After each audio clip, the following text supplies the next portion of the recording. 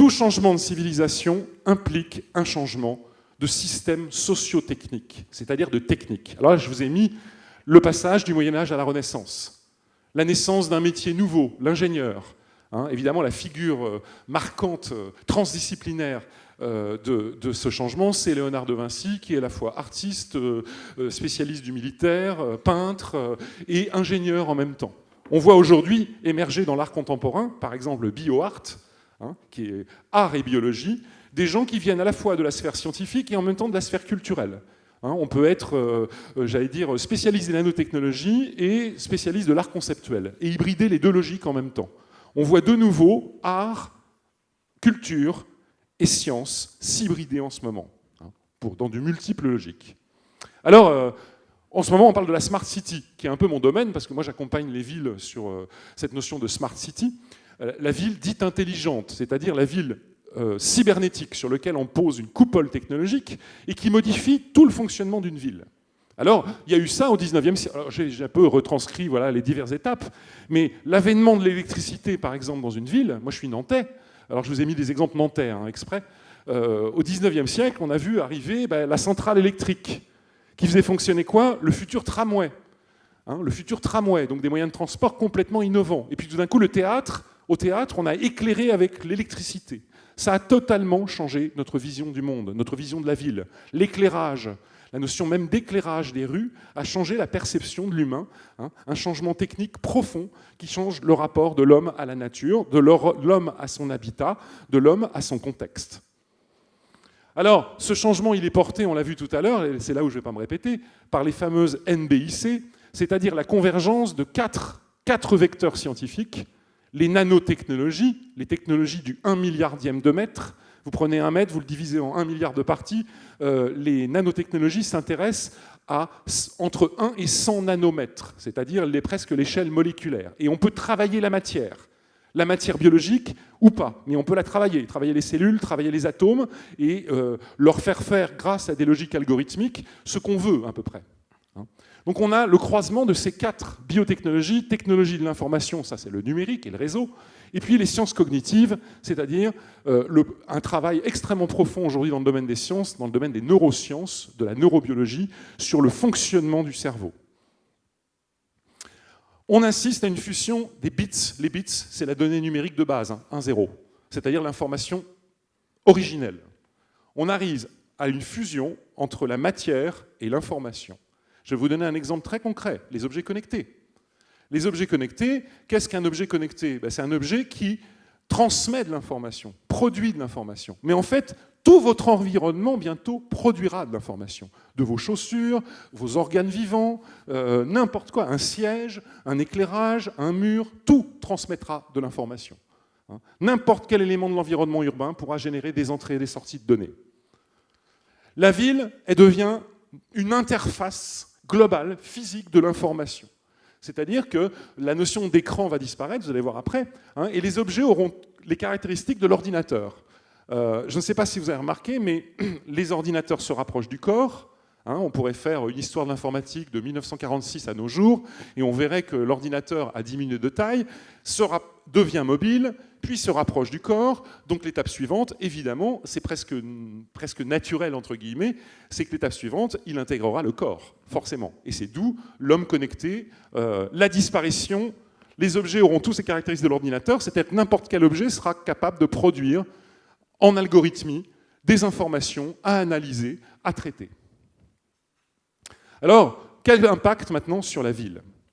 J'ai 2 axes. La ville s'artificialise ou la ville se naturalise. La ville s'artificialise. Déjà, c'est la disparition des technologies. Je vous annonce la disparition des technologies. Alors ça veut dire quoi, la disparition des technologies? Ça veut dire que les technologies seront absolument partout. Une montre est un ordinateur, même votre œil bientôt sera un ordinateur, tout sera ordinateur. On appelle ça la discrétisation des technologies, c'est-à-dire qu'elles seront tellement omniprésentes, tellement partout. On n'aura plus ces ordinateurs, ces vieilles bécanes là, comme celle-ci, là. C'est fini déjà depuis longtemps. Je vous annonce aussi que les tablettes aussi c'est terminé, puisque le futur, entre guillemets, et très rapidement, ce seront les lentilles de connexion. C'est-à-dire que votre œil devient écran. Et là, on voit quelques éléments de l'intégration des technologies dans le corps. Ça ne fait que commencer. On est au tout début. C'est comme si on était à l'époque de la Ford T, vous voyez, en 1920. C'est le tout début de ces technologies. Et bien sûr, le corps va intégrer ces chips, ces tatouages numériques. On le voit très bien, là, ici. Et puis l'œil bio-ionique. S'il y a bien un feuilleton américain des années 70 qui ressemble un peu au monde dans lequel on va rentrer, c'est L'homme qui valait 3 milliards. C'est tout à fait ça. L'hybridation, la bionique, l'hybridation de l'homme et de la biologie et de l'ordinateur. Alors ça donne ça, j'insiste pas parce qu'on a eu tout à l'heure l'intervention sur la santé, c'est la notion de cyborg. Un cyborg n'est pas un robot est une entité artificielle qui est autonome, ou pas d'ailleurs, qui peut être collaboratif. Ce robot est extérieur à l'humain. Un cyborg, c'est le croisement de la cybernétique et de l'organique, c'est-à-dire de la nature et de la culture. L'homme va devenir cyborg. Alors après, sous quelles conditions, avec quelle loi, quelle éthique, quelle politique, quelle dimension éthique derrière, c'est bien une problématique. Le changement de conception de l'homme. Vous voyez, là j'ai mis 3, il y en a beaucoup plus, on pourrait faire une histoire. La conception de l'homme, la mesure, ce qu'on appelle la mesure de l'homme en architecture et en art. On a Da Vinci, puis on a Le Corbusier, immense architecte français, et puis finalement, on a aujourd'hui un homme à définir une autre mesure de l'homme dans son espace, dans son rapport au territoire, dans son rapport à l'autre, dans son rapport à la ville, qui est en train de se mettre en place, mais qui n'est absolument pas figé, que je ne peux pas décrire aujourd'hui, puisqu'il est en parfaite évolution. Un contexte de technologie, on l'a vu et revu là, c'est juste un petit panorama rapide sur les technologies qui nous touchent au quotidien. On voit là d'ailleurs la lentille de connexion. Il y a plusieurs essais, plusieurs modèles déjà de lentilles de connexion. Et puis, qu'est-ce que ce sera ce citadin post-humain? Alors, très difficile de l'imaginer. Puisque ses yeux sont écrans, puisque toute la ville est en fait un immense ordinateur, si je voulais en faire une métaphore, eh bien, ça sera l'interface entre le cerveau et un système d'information, le cloud computing. Le cerveau sera en interface avec un système d'information en temps réel et en permanence, qui vous enverra des flux d'informations. Alors aujourd'hui, ça se traduit par la fameuse réalité augmentée, c'est-à-dire que sur le réel, on rajoute une couche d'informations qui vous donne des informations sur la situation concrète que vous êtes en train de vivre dans un musée, devant une administration, dans les transports publics. On aura tous nos petites lentilles et on verra tous les systèmes d'information, par exemple la disparition du tableau de bord dans la voiture. Le tableau de bord dans la voiture, là, il fera sur vos yeux, et vous enclencherez le système tableau de bord ou le service tableau de bord quand vous rentrerez dans votre voiture. La ville devient automatique. Alors, on vous a parlé de IBM Watson, un supercalculateur. L'intelligence artificielle, ça veut dire que tous les phénomènes de gestion d'une ville, transport, énergie,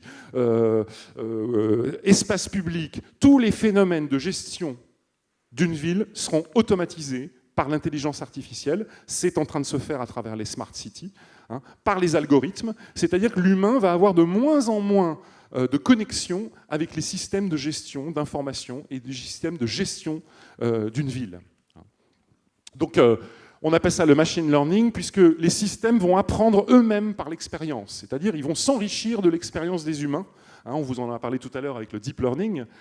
Et puis, finalement, devenir de plus en plus intelligent, de plus en plus efficient. Le problème, c'est, moi je me pose quand même une question, est-ce que ces systèmes, ça bug ? Vous imaginez un hacker qui rentre sur le système intelligent géré par des algorithmes d'une ville, le système des feux rouges, un hacker, et qui change le système. Et tout d'un coup, tous les feux d'une ville comme Nantes ou Rouen deviennent verts, ou tous les feux deviennent rouges en l'espace d'une nanoseconde. Combien d'accidents de voiture? Quel contrôle? Qu'est-ce qui nous garantit le contrôle de tout ça? La machine learning. Les machines apprennent d'elles-mêmes, je viens de le dire. Les systèmes apprennent d'eux-mêmes et par eux-mêmes, ce qui rend leur complexité à venir toujours plus inaccessible par l'humain. La Smart City, c'est une ville rusée. Alors elle est composée de drones, de caméras de surveillance, de capteurs en tout genre. Tout sera capté. On captera les flux d'informations. Si vous arrivez devant un tableau au musée de Philadelphie, vous activez votre connexion Bluetooth de téléphone et vous recevez le système d'information qui correspond au tableau. Voilà, le tableau de Rembrandt, de Botticelli, on vous explique, et vous avez le flux d'informations en temps réel. Donc les capteurs vont aussi gérer tout le système de traçage des villes. La Smart City, voilà, la ville, c'est la Smart City, ce n'est qu'une étape. ce qu'une étape à venir dans les 5 ans, 10 ans à venir. On va vers une ville que moi j'appelle transhumaniste, puisque c'est l'horizon. Alors quelques exemples de cette ville automatique qui fonctionne toute seule. L'avènement très rapide de la voiture automatique. Mais quelles sont les conséquences ? La voiture automatique, et puis même la voiture qui se recharge toute seule, hein, les Anglais ont déjà inventé la route intelligente qui recharge les batteries de la voiture, ou Elon Musk, avec sa Gigafactory, la plus grande usine solaire du monde qui est en train d'être fabriquée, et qui fabriquera les batteries des voitures Tesla. Hein. La voiture automatique, mais si la voiture est automatique, c'est que si on ne s'occupe plus de la gestion, justement, hein, la gestion de cette voiture, c'est l'intelligence artificielle qui la gère. Alors la voiture devient une maison, un espace de bureau qui roule tout le temps. Hein. Une autre vision, une autre perception de l'espace, un autre rapport au temps, un autre rapport au corps dans la voiture. C'est ça, c'est l'impact humain qui est passionnant. C'est quel impact ça va avoir sur nos modes de vie au quotidien. Si toutes les voitures sont automatiques, eh ben, y aura sûrement des dîners de famille dans les voitures qui rouleront. Hein. L'idée, par exemple, d'être dans un endroit fixe, figé, non. L'idée, on pourra tout le temps être dans une mouvance perpétuelle. Voilà juste l'impact d'une voiture automatique. La disparition de la roue.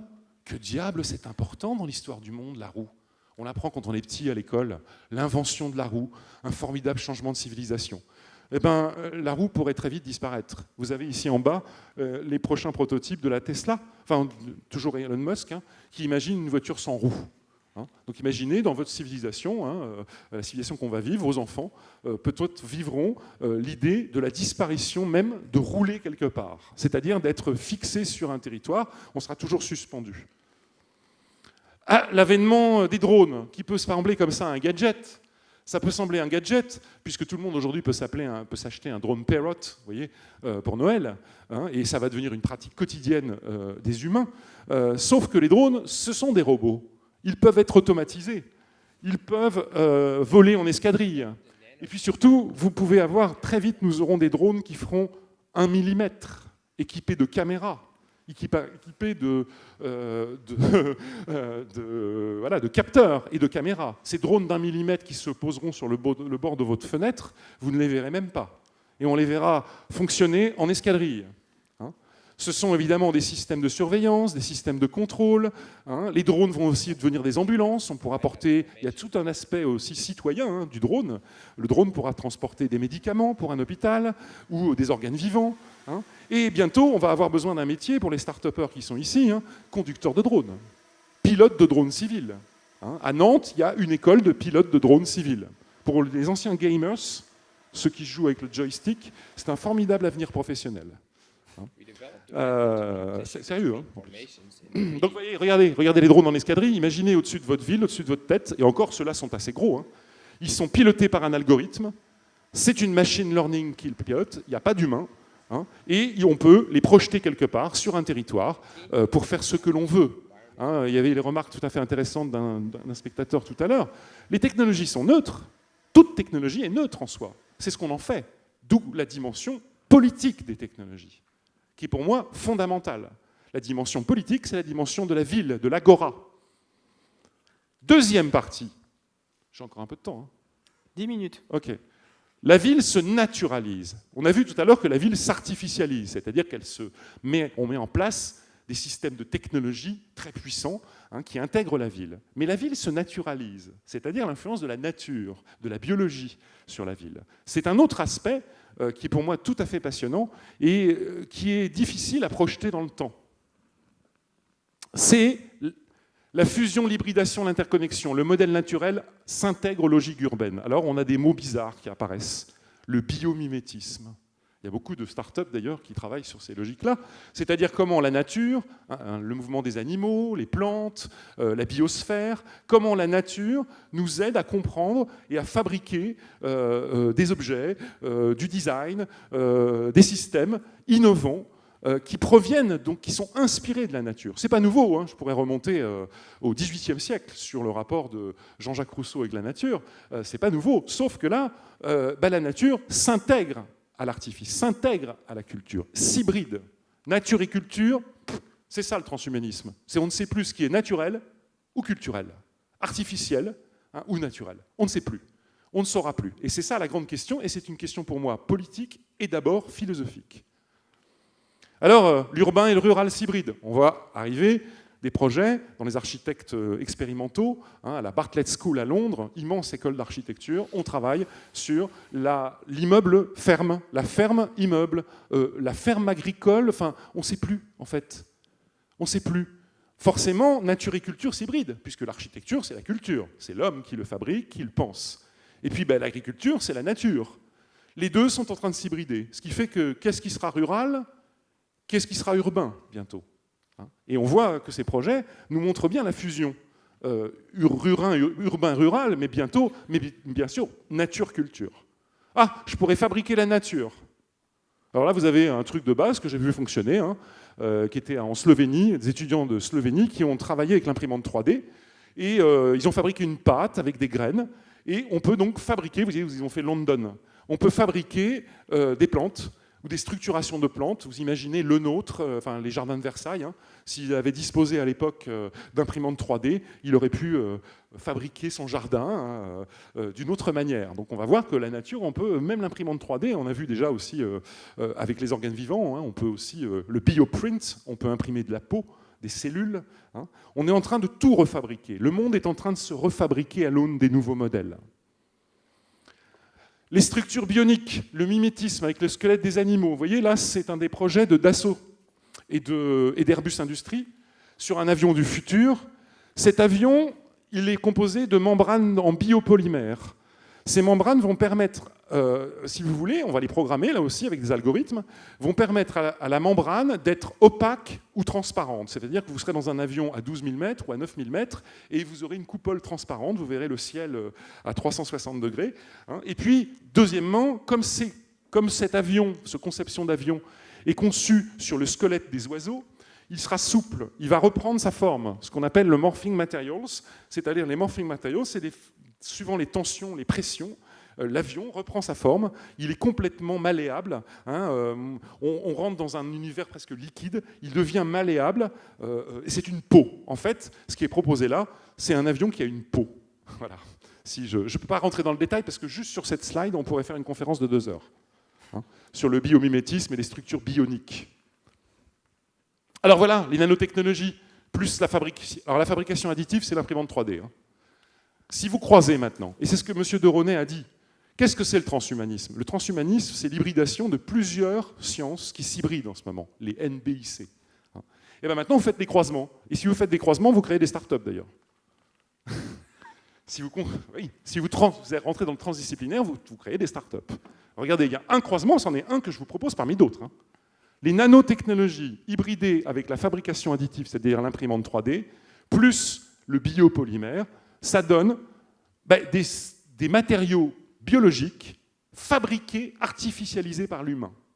C'est-à-dire on prend des matériaux biologiques, mais on les manipule et on fabrique des structures qui peuvent être d'une résistance incroyable, d'une souplesse incroyable, 3 minutes, oui, et d'une légèreté incroyable. Voilà. L'architecture est définie par des modèles biologiques. Alors regardez, je vous ai mis des gros mots, plein de gros mots. Bioprops, biosensing, biosenseurs, nano-biosenseurs et les biophotonics. C'est un nouveau vocabulaire. Tout changement de civilisation impose une nouvelle grammaire. Alors, ça peut être très à la mode et très snob, on appelle ça la novlangue à Paris, mais une nouvelle grammaire aussi, une nouvelle linguistique. Il faudrait faire une thèse là-dessus, sur la grammaire qui se crée avec ce changement de civilisation. La nature bioluminescente.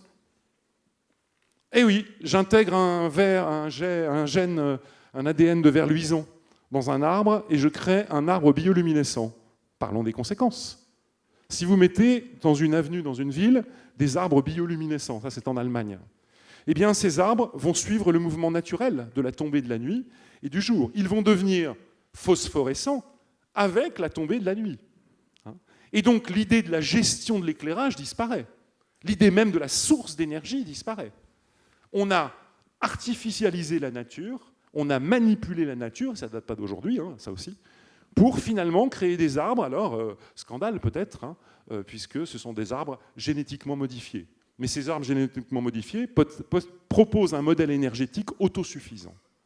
Et ça, c'est peut-être ça, la ville transhumaniste. La ville transhumaniste, ce n'est pas que l'humain hybridé, ce n'est pas que l'humain augmenté, c'est la nature augmentée. C'est bien plus que l'humain. C'est la nature. Et ça, c'en est un exemple.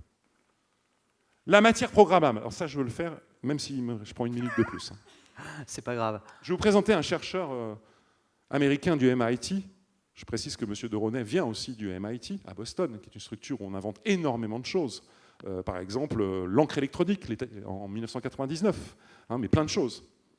Vous avez un chercheur qui a 30 ans, qui s'appelle Skylar Tibbetts, qui est un génie, et qui, lui, travaille, c'est un architecte, et cet architecte, mais aussi un scientifique, cet architecte scientifique, je ne saurais plus le classer, je ne saurais pas vous dire s'il est spécialiste de morphogénèse ou être architecte, il est hybridé, c'est justement une sorte de Léonard de Vinci.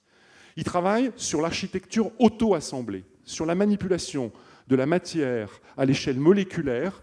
Et les molécules, les atomes, on va les manipuler. On va leur faire prendre les formes que l'on veut en leur injectant des bits, des données, c'est-à-dire en leur injectant un algorithme qui va permettre à la matière, regardez bien, de s'auto-assembler, s'auto-construire. Donc qu'est-ce que sera un architecte en 2100 ?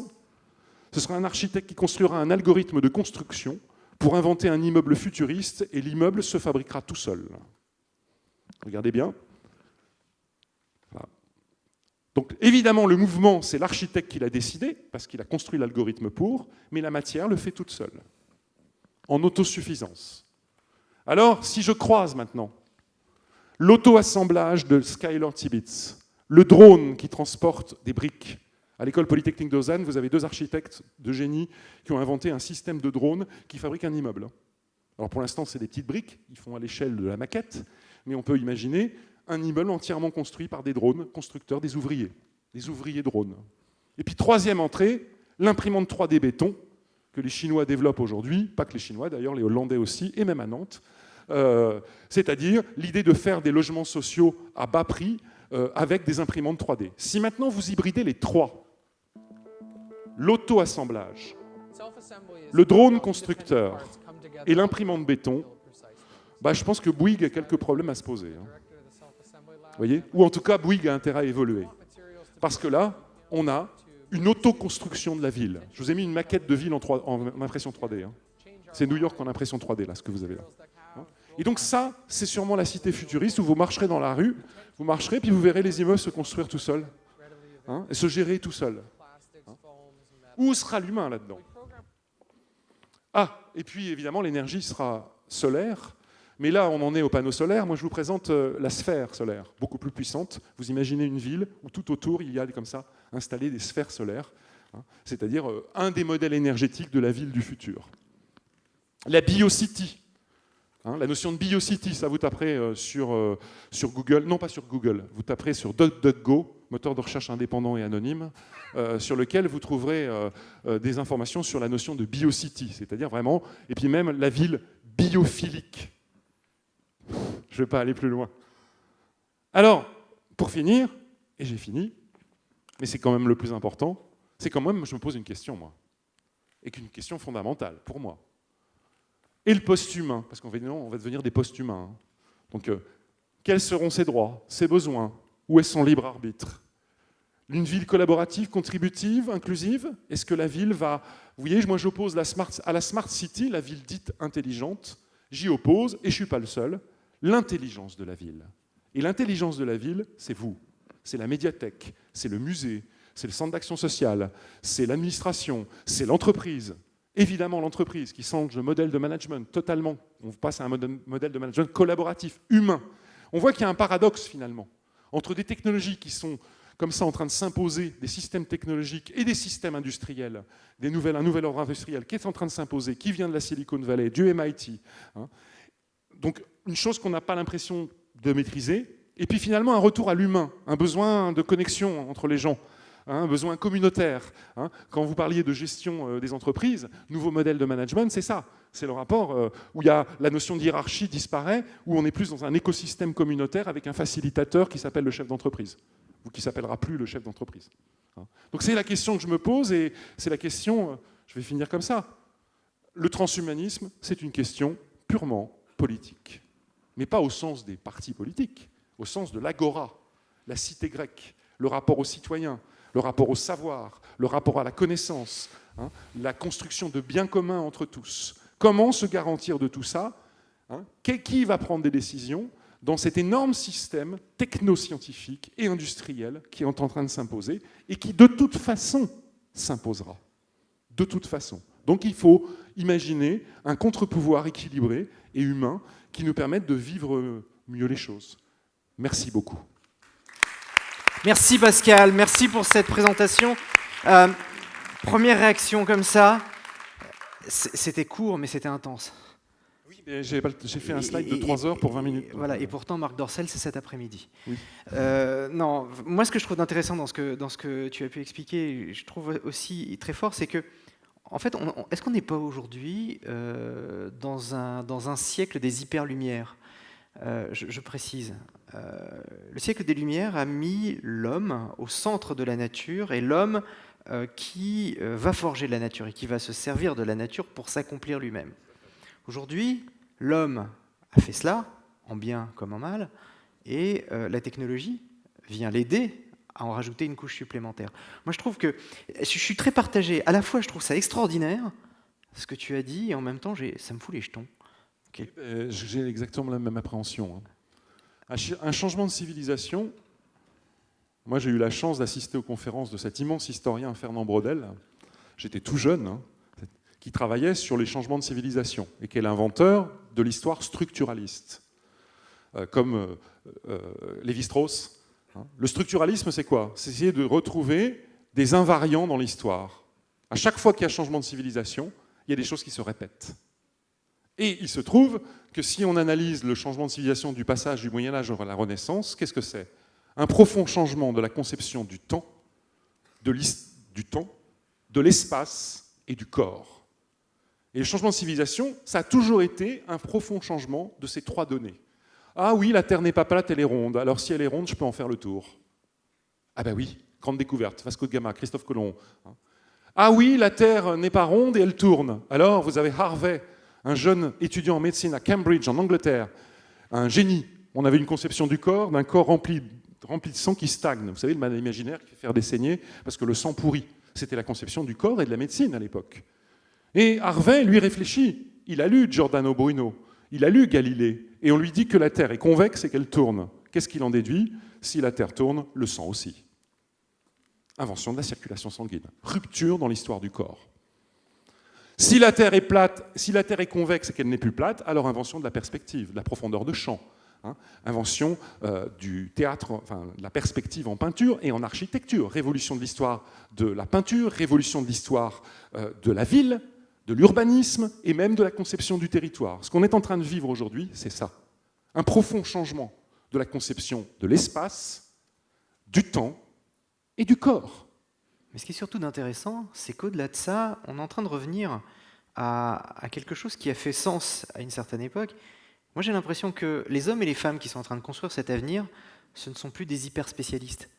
Ce sont des gens qui, justement, sont généralistes, qui sont peut-être à la fois philosophes, scientifiques. Oui. Transdisciplinaire. Aujourd'hui, ce qui permet de comprendre les choses, c'est l'interdisciplinarité, la transdisciplinarité. Effectivement, si vous êtes dans une seule case, vous ne comprendrez pas le monde nouveau. Pour être dans le monde nouveau, il faut s'intéresser à la philosophie, à la sociologie, aux technosciences, à la physique, aux mathématiques. Alors, on n'est pas spécialiste de tout ça. Mais si vous commencez à... C'est un des grands problèmes dans les bibliothèques. Moi, je passe ma vie à accompagner les grands dans la lecture publique. Et dans les bibliothèques, maintenant, il y a des livres qui arrivent. Alors, le livre, il arrive. Je ne sais pas si tu as un livre, là. Voilà, il arrive. Et puis, la bibliothécaire ou le libraire fait « Ah, ça, c'est philo. Ah non, c'est socio. Non, ça va être science. » Alors, moi j'ai un copain qui est libraire et il a ses livres comme ça, à Orléans, et puis il a fait un rayon d'hiver. Et chaque année, son rayon d'hiver augmente. Parce qu'on ne sait plus le classer. Parce qu'aujourd'hui, les disciplines s'hybrident, s'interconnectent. Et c'est ça qui est compliqué aujourd'hui à comprendre. En gros, si vous avez des enfants, intéressez-les à l'ensemble des disciplines. Ça a un impact sur l'éducation, justement, sur la notion d'éducation. Sur la notion de discipline, je parle de on est dans une société post-numérique. Il y en a marre de parler de numérique. Le numérique est tellement présent, va tellement nous digérer, nous intégrer, que finalement, on n'est plus dans le numérique. On est au-delà. Et on est dans une démarche aussi post-disciplinaire. Ou d'autres disciplines, peut-être. Donc, C'est l'interconnexion qui compte. Si je te suis bien, on n'est pas obligé d'être codeur pour être dans le numérique. Absolument pas. Oh, tu me rassures. Le numérique, c'est une culture. Encore une fois, je référence à Hervé Lecronier, je vous le recommande, il est là. Il va intervenir tout à l'heure, parce que lui, il porte la culture. On n'a pas besoin. Coder est une chose essentielle. Après, quel code, hein? Sous quel régime, hein? Est-ce que le code, c'est que fabriquer des usines à coder dans les banlieues pour fabriquer les OS du futur, vous voyez, les ouvriers spécialisés du futur qu'on paiera toujours le SMIC, hein, et qui feront du code toute la journée. Donc attention au code. Mais le code, c'est aussi une culture, une vision des choses. C'est celle des logiciels libres, de l'open source, du partage de l'information, hein. Et c'est une culture. Et cette culture, on n'a pas besoin d'être un technologue, d'être un technicien pour la porter. Il suffit de lire. Lisez des livres en papier. C'est bien encore, hein, les livres papier, je vous assure. Ça permet de prendre des distances. Allez, question dans la salle. Bonjour à tous, merci beaucoup. Anne de Brienne.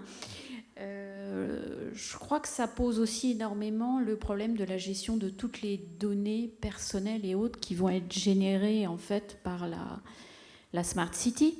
Est-ce que les politiques aujourd'hui ont conscience déjà des problèmes que ça va poser ? Est-ce qu'ils ont conscience ? Pour former des élus, de très nombreux élus, d'accompagner des collectivités, donc des élus forcément, certains ont conscience, d'autres non. Voilà, donc je n'ai pas vraiment de réponse à ça. Ce qui est sûr, c'est que l'acculturation du monde politique est une nécessité absolue aujourd'hui. Hein, je veux dire, j'aimerais bien prendre un élu, et j'en ai souvent en face de moi, et lui demander c'est quoi le transhumanisme ? Pas sûr d'avoir une réponse. Hein, de la conception de ce qu'est une ville aussi. Moi, je m'intéresse aux villes, et même aux zones rurales. Mais c'est quoi une smart city ? Comment on garantit aux citoyens, effectivement, sa liberté, son libre arbitre dans la diffusion et la production d'informations ? Mais je pense que c'est aussi, ça relève aussi de chaque individu. Je pense que chaque individu devrait s'auto-regarder. Hein. Vraiment. Vraiment. Ça m'a toujours fait rire. À un moment, il y a quelques années, il y avait eu la mise en place du fichier Edwige. Fichier de la police. Oh, scandale! Scandale! On va nous contrôler, enfin, la vieille analyste post-maoïste ou post-marxiste, très réductrice de « on va nous contrôler ». Mais en même temps, c'est une réalité. On va nous contrôler. C'est bien le problème. Les mêmes gens qui produisaient ces critiques étaient les premiers à mettre les photos de leurs enfants sur Facebook et utiliser Facebook toute la journée pour faire de la com. Donc il y a un paradoxe. Chez l'humain porte ce paradoxe. Il veut en même temps être protégé et en même temps plus... Enfin, vous savez, il y a 3 choses qui ne changeront jamais, quel que soit le changement de civilisation. 3 choses. Sexe, argent, pouvoir. De Cléopâtre en passant par Borgia jusqu'à DSK. Et la suite sera la même chose. Sexe, argent, pouvoir. Cette triade, elle ne changera jamais. Et donc dans le monde futur dans lequel on va vivre, dans le monde maintenant, cette nouvelle civilisation qui s'instaure, eh bien... ce ne seront pas les mêmes qui auront le même pouvoir, hein, pas les mêmes qui ont l'argent. Vous allez voir que les entreprises toutes les entreprises qui marchent, c'est lesquelles aujourd'hui ? Toutes celles qui gèrent l'information. 19e siècle, c'était le charbon. 20e siècle, c'était le pétrole. 21e siècle, c'est l'information. Qui maîtrise, traite, hein, l'information maîtrise le monde. Donc c'est la seule question que je peux... Alors après, comment retrouver une humanité ? Comment un usage intelligent des technologies ? Le rapport humain à privilégier ? Je vais vous donner juste un exemple. Si vous avez Facebook, vous faites des amis sur Facebook, sur Twitter, sur Instagram, sur tout ce que vous voulez. Mais si vous ne faites que du virtuel, ça n'a aucun intérêt. L'intérêt pour Facebook, c'est de rencontrer lui. Voilà, bonjour. Ou lui. C'est de le rencontrer, c'est-à-dire de se servir de ces réseaux communautaires pour échanger, partager du savoir, partager des pratiques, et ça, pas simplement Facebook. On peut créer des réseaux communautaires de partage de l'information, de partage des bonnes pratiques, des bons savoirs entre êtres humains. Il n'y a pas que Uber. Le monde est en train de devenir collaboratif. Question, quel collaboratif ? Lequel ? Celui d'Uber ? Oui. Uber, il y a un tour de table avec des actionnaires. Et on utilise l'expérience des gens. On utilise en réseau distribué l'expérience des gens pour produire du gain et de la valeur, ce qui est un modèle économique qui est celui d'aujourd'hui.